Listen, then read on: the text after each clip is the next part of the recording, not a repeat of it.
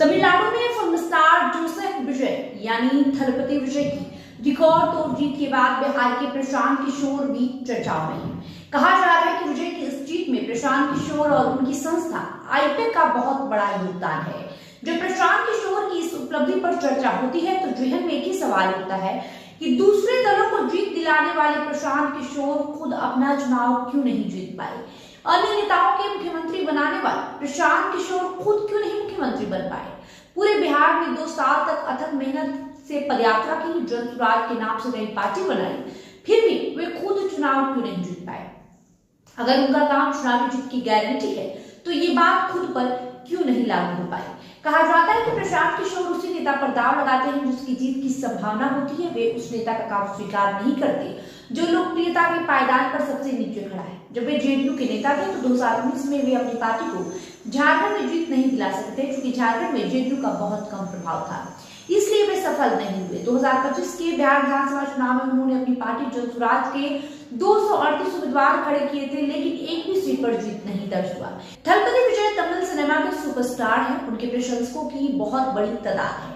आज से 5 साल पहले विजय एक फिल्म के लिए 100 करोड़ रुपए चार्ज करते थे। 2023 में एक खबर आई थी कि उन्होंने एक फिल्म के लिए 200 करोड़ रुपए चार्ज किए। फिलहाल वे एक फिल्म के लिए 125 करोड़ रुपए लेते हैं। विजय की फीस महानायक माने जाने वाले रजनीकांत से भी अधिक है। जाहिर निर्माता उनकी अपार लोकप्रियता को देखकर ही इतनी बड़ी रकम देते हैं। उनके प्रशंसकों की इतनी बड़ी संख्या है कि वे उनकी फिल्म को हिट बना देते हैं।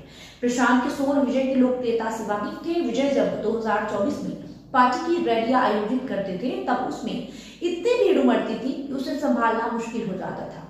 ऐसा लगता था कि ये चुनावी सभा नहीं बल्कि किसी फिल्म का प्रीमियर। पहले ये माना जा रहा था कि ये भीड़ एक फिल्म स्टार को देखने के लिए उमड़ रही है, इसका राजनीतिक महत्व नहीं है। लेकिन धीरे धीरे प्रशंसकों की ये भीड़ समर्पित वोट बैंक में बदल गई। आईपैक ने इन संभावनाओं को देखकर ही विजय का चुनावी प्रबंधन संभाला था।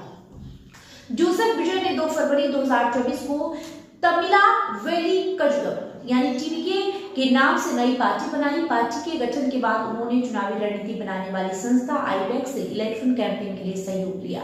आईपैक संस्था प्रशांत किशोर की है, लेकिन प्रशांत किशोर ने 2021 में पश्चिम बंगाल चुनाव के बाद इस संस्था के सभी पदों को छोड़ दिया था। अक्टूबर 2024 में उन्होंने बिहार में जनसुराज पार्टी की स्थापना की। इसके बाद वे फुल टाइम पॉलिटिशियन बन गए। वे भले नेता बन गए, लेकिन उनकी सबसे बड़ी योग्यता चुनावी रणनीति बनाना ही है। वे निजी तौर पर आज भी राजनीतिक दलों को सलाह देते हैं।